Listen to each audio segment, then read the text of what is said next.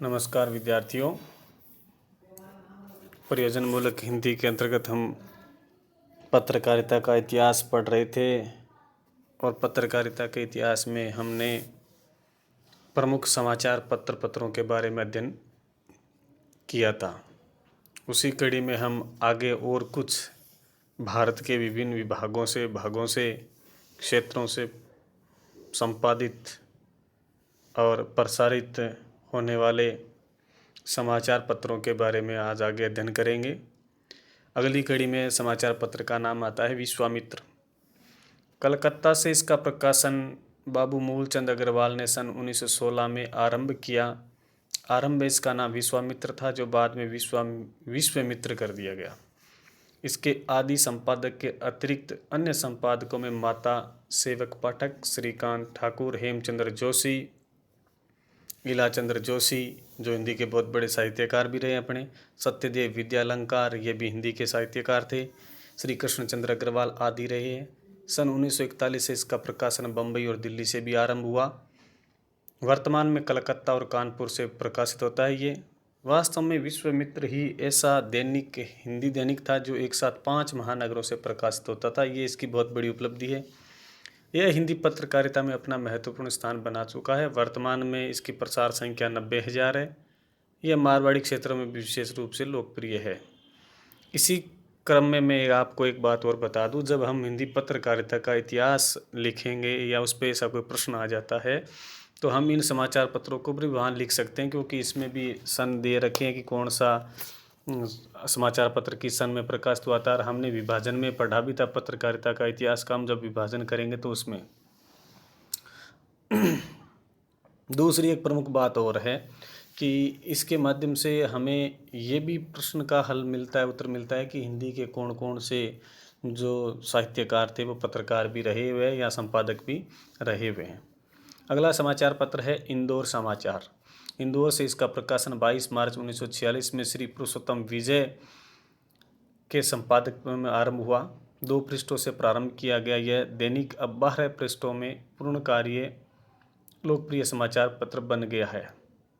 वर्तमान में इसके संपादक श्री सुरेश माहेश्वरी है। कुल प्रसार संख्या इसकी 11,800 है। फिर अगला समाचार पत्र है प्रदीप। पटना से बिहार जर्नल्स लिमिटेड से इसका प्रकाशन अंग्रेजी सह दैनिक सर्चलाइट के साथ हुआ। इसके आदि संपादक श्री शंकर दयाल श्रीवास्तव रहे। वर्तमान में यह बिड़ला पत्र समूह का दैनिक है। राष्ट्रीयता का प्रमुख स्वर है इसमें। वर्तमान में इसके संपादक श्री राम सिंह तथा संख्या 65,000 के लगभग है इसके पाठकों की। अगला है समाचार पत्र जागरण, जो काफ़ी महत्वपूर्ण समाचार पत्र है। लखनऊ से इसका प्रकाशन श्री पूर्णचंद गुप्त ने सन 1947 में प्रारंभ किया। अपने निर्भीक संपादकीयों, सुंदर साज सजाए मुद्रण, भाई साहब, कानपुर समाचार, कला संस्कृति, लोक अर्थ, कौटिल्य, विज्ञान, स्वास्थ्य, देश चर्चा, महिला जगत, व्यापार जगत, सिनेमा, खेलकूद, मौसम, दूरदर्शन जैसे स्थायी स्तंभों के कारण पाठक वर्ग में अच्छी ख्याति अर्जित कर चुका है। आजकल इसके गोरखपुर, झांसी, आगरा, इलाहाबाद, वाराणसी, मेरठ, मुरादाबाद, कानपुर संस्करण भी प्रकाशित होते हैं। वर्तमान में इसके संपादक नरेंद्र मोहन है, जो हिंदी के भी बहुत बड़े साहित्यकार है, और सभी संस्करण की प्रसार संख्या लगभग 3 लाख है इसकी। तो ये काफ़ी विस्तृत क्षेत्र में फैला हुआ समाचार पत्र है। काफ़ी लोग इससे जुड़े हुए हैं। अगला समाचार पत्र है स्वतंत्र भारत। लखनऊ से इसका प्रकाशन श्री अशोक जी ने 15 अगस्त 1947 से आरंभ किया। इसका उद्देश्य अवध क्षेत्र की संस्कृति, लोक जीवन, इतिहास और प्रगति पर ध्यान देना था। वर्तमान में प्रदेश की राजनीति में इस पत्र का अच्छा प्रभाव स्थापित रहा है। अशोक जी के बाद योगेंद्र पति त्रिपाठी इसके संपादक रहे हैं। इसके स्थानीय संस्करण में परिवेश को महत्व दिया है। अपने संपादकीयों, आलेखों, देश चक्कर, देश देशांतर, विदेश चर्चा, आपके विचार, सुझाव, शिकायतें, राज्यों की चिट्ठियाँ तथा काम काम जैसे व्यंग्य स्तंभों के लिए अपनी ख्याति है वो इसने बनाए रखी है। और एक बात और बता दूं मैं आपको, जब कोई समाचार पत्र पर टिप्पणी लिखनी आती है तो बहुत सारे ऐसे कॉमन बिंदु आते हैं जो सभी समाचार पत्रों में, जैसे स्थानीय समाचार, राजकाज, देश विदेश, अंतर्राष्ट्रीय समाचार, संपादकीय, खेलकूद, कृषि जगत, शिक्षा जगत, ऐसे बहुत सारे आप उसमें लिख सकते हैं कि ऐसा कोई प्रश्न आता है समाचार पत्र पर टिप्पणी का। तो अगले महत्वपूर्ण समाचार पत्रों में नाम आता है पंजाब केसरी का।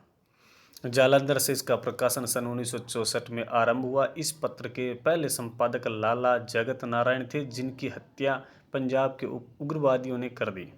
उनके बाद उनके पुत्र रमेश चंद्र ने संपादन कार्यभार ग्रहण किया, लेकिन आतंकवादियों ने उनकी भी हत्या कर दी। मतलब एक तरह से ये समाचार पत्र निकालना उनके लिए ये घाटे का सौदा रहा था उनके। यह पंजाब का अत्यधिक लोकप्रिय समाचार पत्र है। अपनी निर्भीकता और निष्पक्षता के साथ इस पत्र के आकर्षण व्यंग्य, विनोद, कला, संस्कृति, कहानी, महिला उत्थान, साहित्य तथा खिलाड़ी जैसे प्रतिदिन संस्करणों के साथ चलते चलते कल क्या होगा, आज का दिन, खेलकूद और मंडी स्थायी स्तंभ है इस समाचार पत्र के। वर्तमान में इसके संपादक विजय कुमार हैं। इसका दिल्ली संस्करण भी शुरू हो गया है, जिसके संपादक रमेश चंद्र के पुत्र अश्विनी मित्रा हैं। जालंधर व दिल्ली को मिलाकर इसकी प्रसार संख्या 4,65,000 से अधिक है। यानी ये भी जागरण की तरह ही बहुत काफ़ी लंबे क्षेत्र में फैला हुआ समाचार पत्र है और बहुत सारे पाठक वर्ग है वो इससे जुड़े हुए हैं। अगले समाचार पत्रों की कड़ी में नाम आता है दैनिक ट्रिब्यून।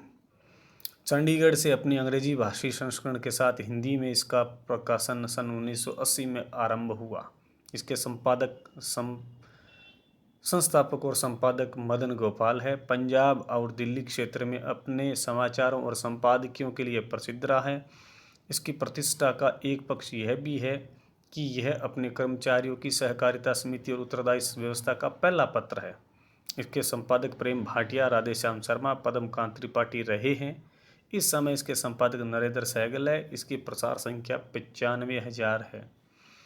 फिर अगला समाचार पत्र आता है दैनिक नवज्योति। ये काफ़ी प्रसिद्ध समाचार पत्र है। अजमेर राजस्थान से प्रकाशन श्री राम नारायण चौधरी ने 1936 में आरंभ किया था। जब स्वतंत्रता संग्राम चल रहा था तो उसमें भी इस पत्र की काफ़ी अच्छी भूमिका रही थी। आरंभ में यह साप्ताहिक था। राष्ट्रीय विचारधारा, सामयिक अग्रलेख और गांधीवादी चिंतन से संपन्न दैनिक है। सन 1962 में इसका प्रकाशन जयपुर और 1972 में कोटा से प्रकाशन हो रहा है। इसके संपादक कप्तान श्री दुर्गा प्रसाद चौधरी रहे।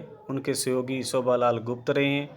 बाद में दुर्गा प्रसाद, राजेंद्र शंकर भट्ट, दीनबंधु चौधरी, यशवंत व्यास इसके संपादक रहे हैं। इस समय श्याम आचार्य इसके संपादक है और तीनों संस्करण की प्रसार संख्या लगभग 98,000 है। ये भी काफ़ी क्षेत्र में फैला हुआ समाचार पत्र है। फिर आता है राजस्थान पत्रिका, जो काफ़ी प्रसिद्ध और प्रचलित समाचार पत्र है। जयपुर से इसका प्रकाशन 7 मार्च 1956 में सायंकालीन दैनिक के रूप में आरंभ हुआ। यानी संध्या समय अखबार छपता था पहले ये। 1961 में यह पूर्णकालिक दैनिक के रूप में प्रकाशित होने लगा। इसके आदि संपादक श्री कपूर चंद कुलिश हैं।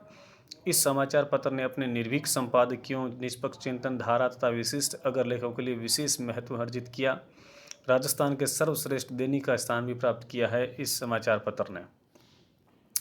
राजस्थान पत्रिका में प्रारंभ में साहित्यिक एवं सांस्कृतिक गतिविधियों को पर्याप्त प्रोत्साहन दिया गया। नगर परिक्रमा में मंचधार में स्तंभ पर्याप्त संपन्न किए जाते हैं। इसका अंग्रेजी संस्करण 1984 से तथा साप्ताहिक पत्र इतवारी पत्रिका सन 1973 से प्रकाशित हो रहे हैं और ये बंद है। यानी इनके दोनों संस्करण ये बंद हो चुके हैं अब तो। इतवारी पत्रिका की प्रसार संख्या 35,000 थी, जिसमें कहानी, खेल, विज्ञान, महिला मंच, इतवारी लीला आदि प्रसंग इसमें आते थे। राजस्थान पत्रिका जयपुर के अतिरिक्त जोधपुर, बीकानेर, अजमेर, झुंझुनू, भीलवाड़ा, कोटा और उदयपुर के अतिरिक्त बेंगलोर और मुंबई से भी प्रकाशित होती है। इसके अनेक बार सुंदर मुद्रण के लिए पुरस्कृत किया गया है। वर्तमान में इसके संपादक प्रोफेसर गुलाब कोठारी है तथा इसकी प्रसार संख्या 3,30,000 के लगभग है। अगला समाचार पत्र है अमर उजाला। आगरा से इसका प्रकाशन सन 1948 से डोरीलाल अग्रवाल एवं मुरारी लाल माहेश्वरी ने आरंभ किया था। इसके आदि संपादक श्री डोरीलाल अग्रवाल रहे। यह पश्चिमी उत्तर प्रदेश का महत्वपूर्ण समाचार पत्र है। सन 1967 से इसका बरेली संस्करण आरंभ हो गया।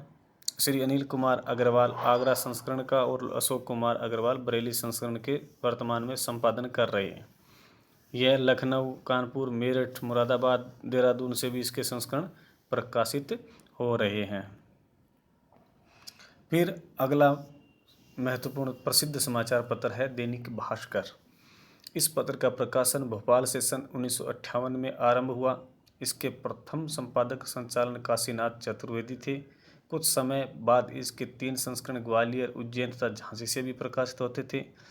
इसमें तत्कालीन समस्याओं पर अच्छी संपादकीय टिप्पणियों और सामयिक चिंतनपूर्वक अग्रलेख रहते हैं। भोपाल संस्करण के वर्तमान संपादक श्री रमेश चंद्र अग्रवाल हैं और ग्वालियर संस्करण, झांसी के संस्करण संपादक श्री श्याम सुंदर, जयपुर संस्करण के संपादक यशवंत व्यास हैं। इससे पूर्व बाबूलाल शर्मा थे। इसकी कुल प्रसार संख्या लगभग 3 लाख है। मध्य प्रदेश के पत्रकारिता में इस पत्र का विशिष्ट महत्व है। अब ये मध्य प्रदेश से निकलकर समग्र राजस्थान, चंडीगढ़ तथा गुजरात में भी अपने संस्करणों के कारण प्रसिद्ध हो गया। अभी डीएनए नाम से मुंबई में भी अंग्रेजी भाषा में पत्रकारिता आरंभ की है। अगला समाचार पत्र आता है तरुण भारत। इस पत्र का प्रकाशन लखनऊ से सन 1974 में आरंभ हुआ। इसकी प्रबंध व्यवस्था राष्ट्र धर्म प्रकाशक लिमिटेड करता है। इसके संपादक श्री वचनेश त्रिपाठी हैं। इसमें साहित्य, कला, संस्कृति एवं समसामयिक गतिविधियों से संबंधित समाचार और टिप्पणियाँ प्रकाशित होती है। इसकी प्रसार संख्या लगभग 60,000 है। अगला समाचार पत्र है नवजीवन। इसका प्रकाशन लखनऊ से अक्टूबर 1974 में आरंभ हुआ। इसका प्रकाशन एसोसिएटेड जर्नल लिमिटेड संस्थान द्वारा किया जाता है। इस संस्थान से अन्य समाचार पत्र नेशनल हेराल्ड जो अंग्रेजी में है और कौमी आवाज़ उर्दू में प्रकाशित किए जाते हैं, यानी ये दोनों इसके ही अंग हैं। नवजीवन के प्रथम संपादक श्री सत्यदेव शर्मा थे। लक्ष्मण नारायण गर्दे के संपादन काल में नवजीवन ने पर्याप्त यशार्जन किया। इस पत्र का अपना अलग ही प्रकार का टाइप, लेआउट और मेकअप रहता है। कुछ दिन इसे लॉकआउट का शिकार होना पड़ा था। आजकल इसका हिंदी संस्करण भी प्रकाशित होने लग गया है। इस पत्र पर सदैव ही कांग्रेस के वरिष्ठ नेताओं का वृद्ध हस्त रहा है। यह कांग्रेस की राजनीति का प्रचारक और प्रसारक रहा है। वर्तमान में इसके संपादक श्री कृष्ण कुमार मिश्र हैं और इसकी प्रसारण संख्या लगभग 8,500 है। तो ये थोड़े छोटे क्षेत्र में फैला हुआ समाचार पत्र है। तो इस प्रकार से हमने कुछ समाचार पत्रों के बारे में कल भी पिछले वाले अध्याय में भी पढ़ा था और आज भी हमने पढ़ा है कि ये समाचार पत्र प्रकाशित होते थे। तो अब इसमें यदि प्रश्न अपने ऐसा आता है कि हिंदी पत्रकारिता का संक्षिप्त इतिहास लिखिए, तो हम इन समाचार पत्रों को उसमें इनके सन के हिसाब से शामिल कर सकते हैं। या प्रश्न ऐसा आ जाता है कि हिंदी के पत्रकारिता में कुछ प्रमुख समाचार पत्रों का परिचय दीजिए या वर्णन कीजिए, तो शामिल कर सकते हैं। या प्रश्न ऐसा आ जाता है कि किसी 1 या 2 राष्ट्रीय स्तर के समाचार पत्र है उस पर टिप्पणी लिखिए, तो भी हम इनमें से अपनी इच्छा से किसी पर भी टिप्पणी लिख सकते हैं। तो ये 3-4 प्रकार के प्रश्न हैं वो इसमें बनते हैं। आज के लिए बस इतना ही। धन्यवाद।